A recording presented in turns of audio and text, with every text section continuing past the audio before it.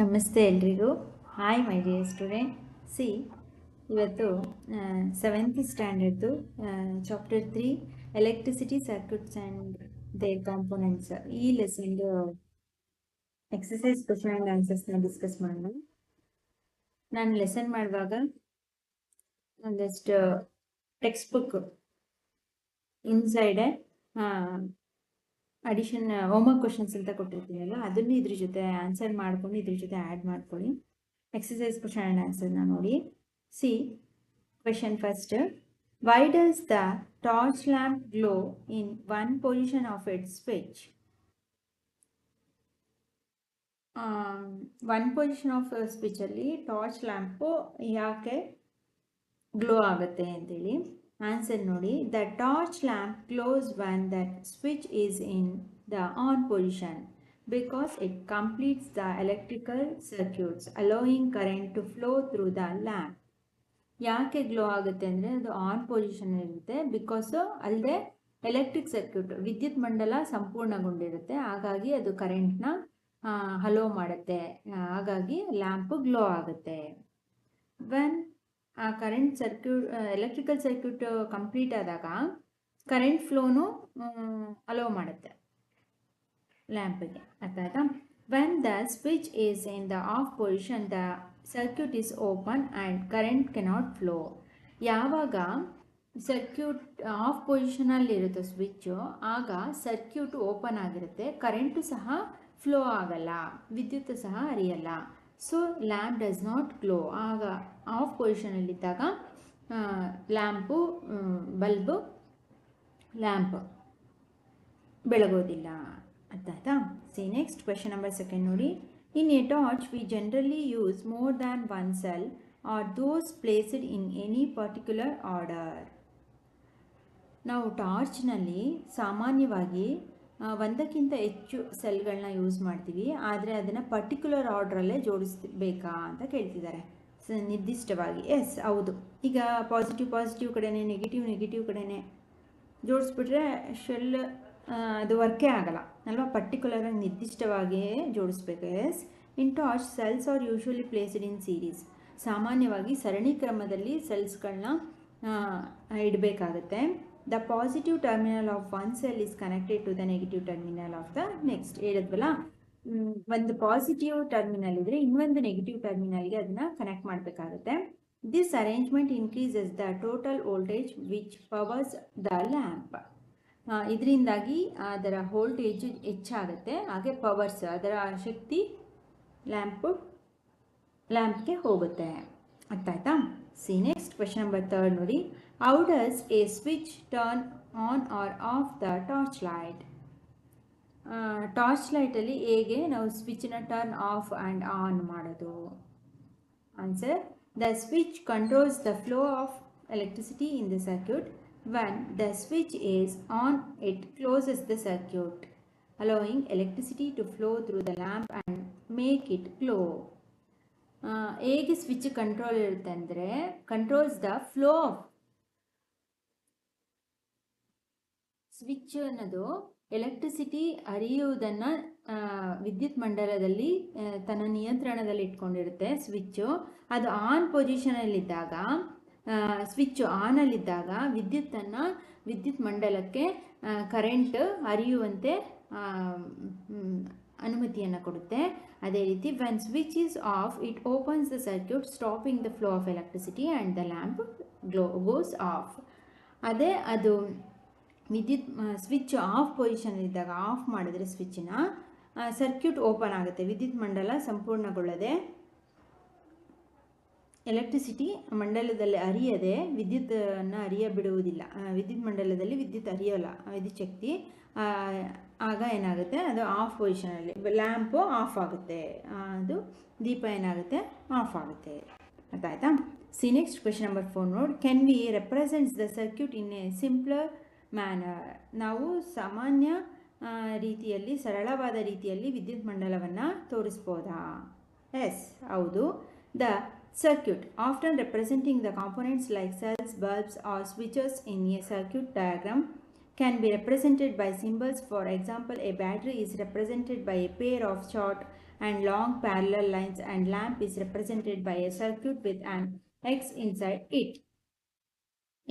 Circuit often representing components like cells, bulbs, or switches in a circuit diagram. ಅಂದರೆ ನಾವು ಸೆಲ್ಸ್ನ ಬಲ್ಬ್ಸ್ನ ಅಥವಾ ಸ್ವಿಚಸ್ನ circuit ಡಯಾಗ್ರಾಮಲ್ಲಿ ಯಾವ ರೀತಿ ಸರ್ಕ್ಯೂಟನ್ನು ರೆಪ್ರೆಸೆಂಟ್ ಮಾಡ್ಬೋದು ಅಂದರೆ ಡಯಾಗ್ರಾಮಲ್ಲಿ ಮಾಡ್ಬೋದು. Can be represented by symbol ಅಥವಾ ಸಿಂಬಲ್, ಅವುಗಳ ಸಿಂಬಲ್ ಮೂಲಕನೂ ತೋರಿಸ್ಬೋದು. ಆ ಸರ್ಕ್ಯೂಟ್ ಡಯಾಗ್ರಾಮ್ನ ಸಿಂಪಲ್ ಆಗಿ ನಾವು ಅವುಗಳ ಸಂಕೇತಗಳ ಮೂಲಕ, ಸಿಂಬಲ್ಸ್ ಇರುತ್ತಲ್ಲ, ದೊಡ್ಡದಾಗಿ ಸೆಲ್ನೇ ಬರಿಬೇಕು ಅಥವಾ ಬಲ್ನೇ ಬರಿಬೇಕು ಅಂತಿಲ್ಲ, ಅದರದ್ದು ಶಾರ್ಟ್ ಸಿಂಬಲ್ಸ್ ಇರುತ್ತಲ್ವಾ, ಆ ಸಂಕೇತಗಳ ಮೂಲಕನೂ ಮಂಡಲವನ್ನು ಸುಲಭವಾಗಿ ತೋರಿಸ್ಬೋದು. For example, battery is represented by pair of short and long parallel lines. ಈಗ ಬ್ಯಾಟ್ರಿನ ನಾವು ತೋರಿಸ್ಬೇಕು ಅಂದರೆ ಪ್ಯಾರಲ್, ಒಂದು ಶಾರ್ಟ್, ಒಂದು ಲಾಂಗ್ ಲೈನ್, ಈ ಥರ ಪಾಸಿಟಿವ್ ನೆಗೆಟಿವ್ ತೋರಿಸ್ತೀವಲ್ಲ, ಇದನ್ನು ಬ್ಯಾಟ್ರಿ ಅಂದರೆ ನಾವು ಈ ರೀತಿ ಸಿಂಪಲ್ಲಾಗಿ ಪ್ಯಾರಲಲ್ ಲೈನಲ್ಲಿ ತೋರಿಸ್ಬೋದು. And a lamp is represented by circuit with X inside it. ಅದೇ ರೀತಿ ನಾವು ಲ್ಯಾಂಪನ್ನು ರೆಪ್ರೆಸೆಂಟ್ ಮಾಡೋದು ಎಕ್ಸ್ ಅಂತ ಬರೆದು ರೌಂಡ್ ಹಾಕ್ತೀವಿ ನೋಡಿ. ಆ ಲ್ಯಾಂಪ್, ಬಲ್ಬನ್ನೇ ಬರೀಲೇಬೇಕು ಅಂತಿಲ್ಲ, ಈ ಥರ ನಾವು ಲ್ಯಾಂಪನ್ನು ಈ ರೀತಿ ಸಿಂಬಲ್ ಮೂಲಕ ರೆಪ್ರೆಸೆಂಟ್ ಮಾಡಿ ಸಿಂಪಲ್ಲಾಗಿ ಸರ್ಕ್ಯೂಟನ್ನು ನಾವು ರೆಪ್ರೆಸೆಂಟ್ ಮಾಡ್ಬೋದು. See next, question number 5 ನೋಡಿ. Why did we use metal wire for making the circuit, electric circuit? Can we not use some other material for the wires? Electric circuit, ವಿದ್ಯುತ್ ಮಂಡಲವನ್ನು ರಚಿಸಬೇಕಾದ್ರೆ ಯಾಕೆ ನಾವು ಮೆಟಲ್ ವೈರನ್ನು ಬಳಸಬೇಕು, ಲೋಹದ ತಂತಿಯನ್ನು ಯಾಕೆ ಬಳಸಬೇಕು? Can we not use some other material for wires? Wire, ತಂತಿಯ ಬದಲು ಬೇರೆ ಯಾವುದಾದ್ರೂ ಬಳಸೋದಕ್ಕೆ ಸಾಧ್ಯ ಇಲ್ವಾ, ಬೇರೆ ಈ ಥರ ವಸ್ತುವನ್ನು? ಆನ್ಸರ್ ನೋಡಿ. Metal wires usually copper are used because metals are good conductors of electricity. Metals wires ಸಾಮಾನ್ಯವಾಗಿ ಲೋಹದ ತಂತಿಗಳನ್ನು, ಅದರಲ್ಲಿ ಯೂಶುವಲಿ ಕಾಪರ್, ತಾಮ್ರದಿಂದ ಮಾಡಿರ್ತಕ್ಕಂಥ ತಂತಿಯನ್ನೇ ಬಳಸಲಾಗುತ್ತೆ. ಬಿಕಾಸ್, ಯಾಕಂದರೆ metals are good conductor of electricity, ಲೋಹಗಳು ಅತ್ಯಂತ ಉತ್ತಮ ವಿದ್ಯುತ್ ವಾಹಕಗಳಾಗಿರ್ತವೆ, ಅಂದರೆ ತನ್ನ ಮೂಲಕ ಉತ್ತಮವಾಗಿ ವಿದ್ಯುತ್ತನ್ನು ಬೇಗ ಹರಿಯಬಿಡುತ್ತೆ. They allow electric current to flow easily, ತುಂಬ ವೇಗವಾಗಿ, ತುಂಬ ಸುಲಭವಾಗಿ ವಿದ್ಯುತ್ತನ್ನು ಈ ಲೋಹಗಳು ಹರಿಯಬಿಡುತ್ತೆ. While other materials could not be used but they would not conduct electricity as efficiently. ಇತರ ವಸ್ತುಗಳನ್ನು ನಾವು ಉಪಯೋಗಿಸೋಕ್ಕಾಗಲ್ಲ, ಯಾಕಂದರೆ ಬೇರೆ ಇತರ ವಸ್ತುಗಳು ಅಷ್ಟು ವೇಗವಾಗಿ, ನಿಖರವಾಗಿ ವಿದ್ಯುತ್ತನ್ನು, ವಾಹಕತೆಯನ್ನು ಹೊಂದುವುದಿಲ್ಲ, ವಿದ್ಯುತ್ತನ್ನು ಹರಿಯಬಿಡುವುದಿಲ್ಲ. For example, rubber and plastic are insulators, so they cannot carry current. ಉದಾಹರಣೆಗೆ ರಬ್ಬರು ಅಥವಾ ಪ್ಲಾಸ್ಟಿಕ್ನ ಬಳಸೋಣ ಅಂದರೆ ಅದು ಇನ್ಸುಲೇಟರ್ಗಳು, ವಿದ್ಯುತ್ ವಾಹಕಗಳು, ಅವುಗಳು ವಿದ್ಯುತ್ತನ್ನು ಒತ್ತೊಯ್ಯೋದಿಲ್ಲ, ವಿದ್ಯುತ್ತನ್ನು ಹರಿಯಬಿಡುವುದಿಲ್ಲ, ಕೆನಾಟ್ ಕ್ಯಾರಿ ಕರೆಂಟ್. ಆಯಿತಾ? ಸಿ ನೆಕ್ಸ್ಟ್, ಕ್ವೆಶ್ಚನ್ ನಂಬರ್ 6 ನೋಡಿ. Why are electric wires covered with plastic or rubber? ಯಾಕೆ ವಿದ್ಯುತ್ ಉಪಕರಣಗಳು ಅಥವಾ ವಿದ್ಯುತ್ ತಂತಿಗಳನ್ನು ರಬ್ಬರು ಅಥವಾ ಪ್ಲಾಸ್ಟಿಕ್ನಿಂದ ಅದನ್ನು ಕವರ್ ಮಾಡಿರ್ತಾರೆ? Electric wires are covered with plastic or rubber because these materials are insulator. ಯಾಕೆ ವಿದ್ಯುತ್ ತಂತಿಗಳಲ್ಲಿ ರಬ್ಬರ್ ಮತ್ತು ಪ್ಲಾಸ್ಟಿಕ್ನ ಬಳಸಲಾಗುತ್ತೆ ಅಂದರೆ ಅದು ಇನ್ಸುಲೇಟರ್ಗಳು, ಹಾಗಾಗಿ. They prevent electric current from escaping the wires and also protect peoples from electric shocks. ಅಲ್ಲದೆ ಇದು ಏನು ಮಾಡುತ್ತೆ, ವಿದ್ಯುತ್ ರಬ್ಬರು ಮತ್ತು ಪ್ಲಾಸ್ಟಿಕ್ನ ಬಳಸೋದ್ರಿಂದ ಜನರು, ಯಾರು ಎಲೆಕ್ಟ್ರಿಷಿಯನ್ಸು, ವಿದ್ಯುತ್ ಕೆಲಸವನ್ನು ಮಾಡ್ತಿರ್ತಾರೆ, ಅವರು ವಿದ್ಯುತ್ ಶಕ್ತಿಯಿಂದ ಆಗುವಂಥ ಅಪಾಯದಿಂದ ರಕ್ಷಿಸ್ಕೋಬೋದು, ಅದನ್ನು ತಡೆಗಟ್ಟುತ್ತೆ ಈ ರಬ್ಬರು ಮತ್ತು plastic. Additionally the insulators keeps the wires from touching each other and causing short circuit. ಅಲ್ಲದೆ ನಾವು ಅದನ್ನು ವಿದ್ಯುತ್ ಉಪಕರಣಗಳನ್ನ, ವಿದ್ಯುತ್ ತಂತಿಯನ್ನು ಏನಾದರೂ ಮುಟ್ಟಿದ್ರೂ ಸಹ ಅದರಿಂದ ನಮಗೇನು ತೊಂದರೆ ಆಗದಾಗೆ, ಶಾರ್ಟ್ ಸರ್ಕ್ಯೂಟ್ಸ್ ನಮಗೆ ಹೊಡೆಯದಾಗೆ, ವಿದ್ಯುತ್ ನಮಗೆ ಹರಿಯದಾಗೆ ಈ ರಬ್ಬರು ಮತ್ತು ಪ್ಲಾಸ್ಟಿಕ್ಕು ರಕ್ಷಣೆಯನ್ನು ಕೊಡುತ್ತೆ. ಗೊತ್ತಾಯ್ತಾ? ಸಿ ನೆಕ್ಸ್ಟ್, ಇಲ್ಲಿವರೆಗೂ ಕ್ವಶನ್ ಆ್ಯಂಡ್ ಆನ್ಸರ್ಸ್ ಆಯಿತು. ಚೂಸ್ ದಿ ಕರೆಕ್ಟ್ ಆನ್ಸರ್ ನೋಡೋಣ. ನೋಡಿ, first one, choose the correct answer. Switch is the source of electric current in a circuit. A switch helps to complete or break the circuit. A switch helps us to use electricity as per our requirement. When the switch is in off position, there is an air gap between the terminals. Answer ಯಾವುದು? ಈ 4ರಲ್ಲಿ ನಾವು ಯಾವುದು answer? Switch is source of electric circuit electric current in a circuit. A is the answer. ಅಂದರೆ ಇದರಲ್ಲಿ ಯಾವುದಪ್ಪ? Switch is the source of electric current in a circuit. ಅಂದರೆ electric current ವಿದ್ಯುತ್ ಮಂಡಲದಲ್ಲಿ ಯಾವುದು ಸೋರ್ಸು, ಮುಖ್ಯ ಆಕಾರ ಯಾವುದು ಅಂದರೆ switch is the source of electric current in circuit ಅನ್ನೋದು ಆನ್ಸರ್.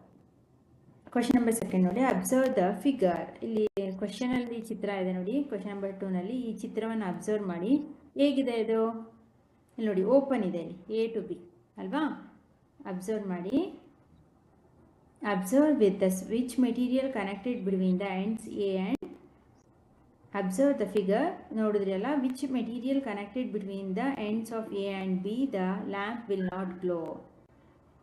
ಇಲ್ಲಿ ಯಾವುದು ಕನೆಕ್ಟ್ ಆಗಿಲ್ಲದೆ ಇರೋದ್ರಿಂದ ಬಲ್ಬ್ ಆನ್ ಆಗಿಲ್ಲ ಅಂತ. To prevent the lamp from lightening, figure 3.16 connect the insulator like rubber or plastic between A and B. This will break the circuit and stop flow for electricity. ಇಲ್ಲಿ ಏನಾಗಿದೆ, ಇವೆರಡರ ಮಧ್ಯೆ A ಮತ್ತು B ಮಧ್ಯೆ ಇದು connect ಆಗಿಲ್ಲ, open ಇದೆ circuit ಅಲ್ವಾ? A and B lamp will not glow ಅಂದರೆ ಇವೆರಡರ ಮಧ್ಯೆ ಮೆಟೀರಿಯಲ್ ಯಾವುದು?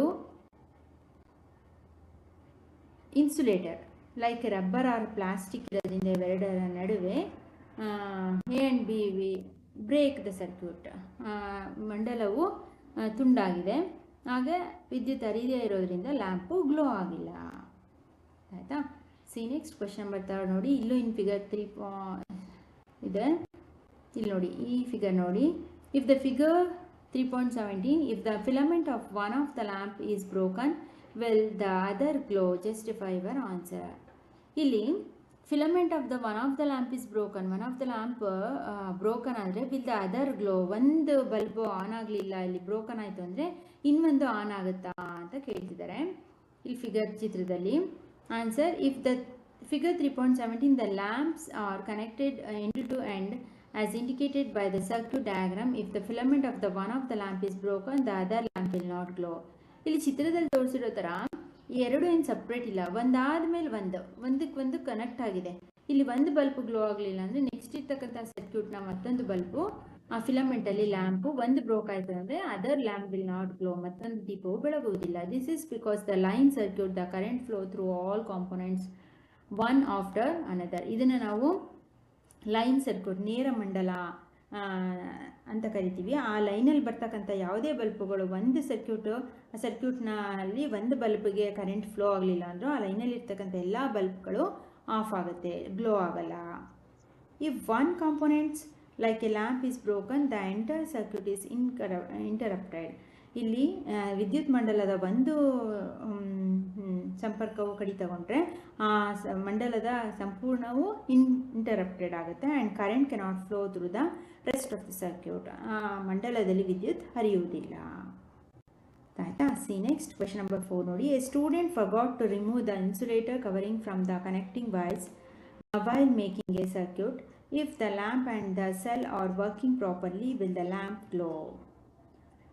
ಅಂದರೆ ವಿದ್ಯಾರ್ಥಿ ಏನು ಮಾಡಿದ್ದಾನೆ, ಇನ್ಸುಲೇಟರ್ ಕವರಿಂಗ್ ಆಗಿರ್ತಕ್ಕಂತಹ ಕನೆಕ್ಟಿಂಗ್ ವೈರ್ಸ್ದು ಅದು ಮರ್ತುಬಿಟ್ಟಿದ್ದಾನೆ ತೆಗೆಯೋದನ್ನು, ವಿದ್ಯುತ್ ಮಂಡಲವನ್ನು ರಚಿಸಬೇಕಾದ್ರೆ. But the lamp and the cells are working properly. ಆದರೆ ಅದರಲ್ಲಿರ್ತಕ್ಕಂತಹ ಸೆಲ್ಲು ಪ್ರಾಪರಾಗಿ ವರ್ಕ್ ಆಗ್ತದೆ. With the lamp glow, will lamp glow ಹಾಗಾದರೆ ಬಲ್ಬು ಆನ್ ಆಗುತ್ತಾ? No, the lamp will not glow in this case. ಈ ಒಂದು ಕೇಸಲ್ಲಿ ಬಲ್ಬು ಸೆಲ್ ಪ್ರಾಪರಾಗಿ ವರ್ಕ್ ಆಗ್ತಿದ್ರೂ ಸಹ ಲ್ಯಾಂಪು ದೀಪ ಬೆಳಗೋದಿಲ್ಲ. ಯಾಕೆ? The insulator covering on the connecting wires prevents the flow of electric current. ಇಲ್ಲಿ ಏನಾಗಿದೆ, ದ ಇನ್ಸುಲೇಟರ್ ಕವರಿಂಗ್, ಆ ವೈರ್ಗೆ ಇನ್ಸುಲೇಟರ್ ಅಂದರೆ ಪ್ಲಾಸ್ಟಿಕ್ ಅಥವಾ ರಬ್ಬರ್ ಕವರ್ ಆಗಿದೆ. ಇದೇನು ಮಾಡುತ್ತೆ? Prevents the flow of current. ಅದಿರೋದ್ರಿಂದ, ಇನ್ಸುಲೇಟರ್ ಇರೋದ್ರಿಂದ ವಿದ್ಯುತ್ ಹರಿಯುವುದನ್ನು ಅದು ತಡೆಯುತ್ತದೆ, ವಿದ್ಯುತ್ತು ಮಂಡಲಕ್ಕೆ ಹರಿಯುವುದನ್ನು ತಡೆಯುತ್ತೆ. Since the current cannot passes through the insulated parts of the wire. ಈಗ ಇನ್ಸುಲೇಟೆಡ್ ಪಾರ್ಟ್ಸ್ ಇರ್ತಕ್ಕಂತಹ ವೈರ್ ತಂತಿಯಲ್ಲಿ ವಿದ್ಯುತ್ ಹರಿಯುವುದಿಲ್ಲ. The circuit remains incomplete, the lamp will not light up. ಹಾಗಾಗಿ ಸರ್ಕ್ಯೂಟು ಮಂಡಲವು ಇನ್ಕಂಪ್ಲೀಟ್ ಪೂರ್ಣಗೊಂಡು ಅದರಲ್ಲಿರ್ತಕ್ಕಂತಹ ಬಲ್ಬು ಬೆಳಕನ್ನು ನೀಡುವುದಿಲ್ಲ, ಲೈಟು ಬರೋದಿಲ್ಲ. ಆಯಿತಾ? ಸಿ ನೆಕ್ಸ್ಟ್ ಕ್ವೆಶನ್ ನಂಬರ್ 5 ನೋಡಿ. Draw A circuit diagram for A simple torch using A symbols of electric components. ಇಲ್ಲಿ ನಿಮಗೆ electric circuit ಸಿಂಪಲ್ದು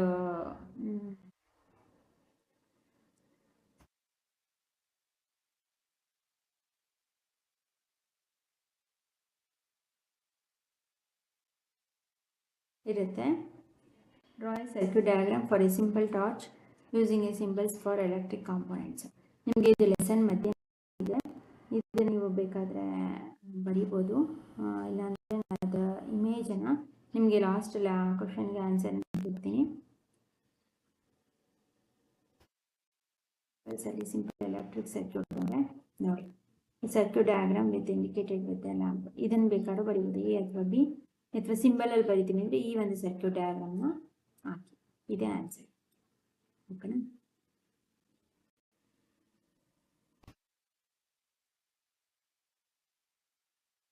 Simple torch using symbols of electric components.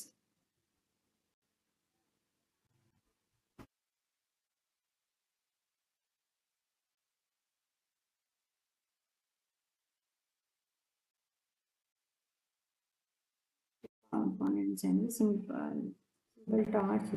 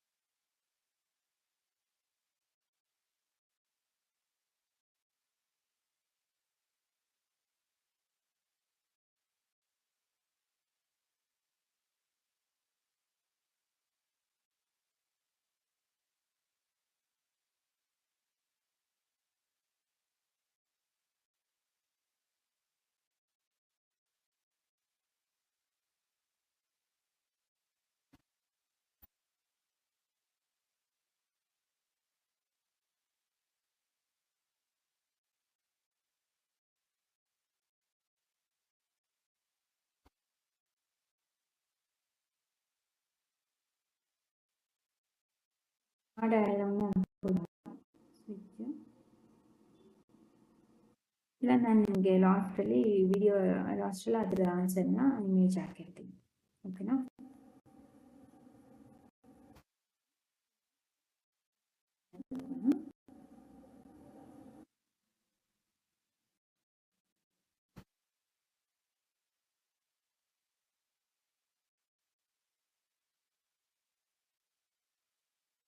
Circuit diagram, a simple torch using symbol of electric components. See next question number 6 now. If S2 is in on position, S1 in off position,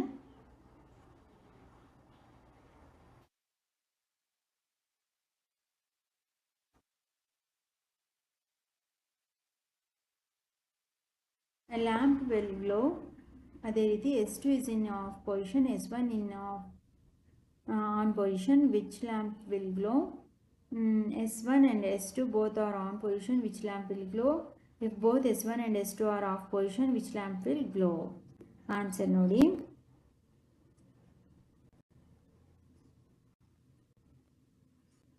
ಇಲ್ಲಿ ನೋಡಿ ಚಿತ್ರ ನೋಡಿ, ಇಲ್ಲಿ diagram, ಇಲ್ಲಿ ಇದೆ diagram. ಇಲ್ಲಿ ಯಾವುದು of on ಪೊಸಿಷನಲ್ಲಿ ಇರುತ್ತೆ ಅಂತ ಇಲ್ಲಿ ನೋಡಿ. ಸರ್ಕ್ಯೂಟ್ ಇಲ್ಲಿ ಇಲ್ಲೂ ಇನ್ಕಂಪ್ಲೀಟ್ ಆಗಿದೆ, ಇಲ್ಲೂ ಇನ್ಕಂಪ್ಲೀಟ್ ಆಗಿದೆ. ಇಲ್ಲಿ S2 on ST off lamp L2 will glow. ಹಾಗೆ ಫಸ್ಟ್ ಸೆಕೆಂಡ್ಗೆ S2 off ST on lamp L1 will glow. S1 on S2 on both lamp will glow. S1 and off, S2 off, neither lamp will glow. ಆಯಿತಾ? See next, question number 7 ನೋಡಿ. Vidyut has made the circuit as shown in figure 3.19. Even after closing the circuit, the lamp does not glow. What can be the possible reasons? List many possible reasons as you can for this faculty operations. What will you do to find out why the lamp did not glow?